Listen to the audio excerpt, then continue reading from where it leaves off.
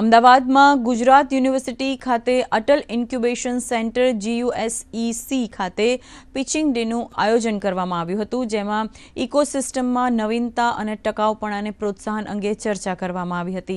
કાર્યક્રમમાં ACIના CEO શ્રીનિવાસ રાવ સુરેડ્ડીએ જણાવ્યું હતું કે 125 સ્ટાર્ટઅપમાંથી 12 સ્ટાર્ટઅપ પસંદ કરવામાં આવ્યા છે. કાર્યક્રમમાં ગુજરાત યુનિવર્સિટીના કુલપતિ ડોક્ટર નિર્જા ગુપ્તા ખાસ ઉપસ્થિત રહ્યા હતા. ये आज के दिन पर 5 जून को वर्ल्ड एनवायरनमेंट डे सेलिब्रेट किया जा रहा है.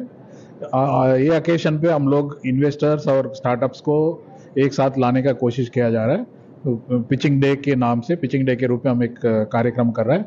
पिचिंग डे का मकसद यही है कि जो स्टार्टअप्स जो सस्टेनेबिलिटी में काम कर रहा है वो स्टार्टअप्स को इन्वेस्टर के सामने लेके आ जाए और इन्वेस्टर्स को प्रेजेंटेशन करेंगे उनकी क्या क्या बिजनेसेस है. वो investors can invest in those startups so that the growth will happen and overall sustainability initiatives के लिए मददगार होगा ये प्रयास.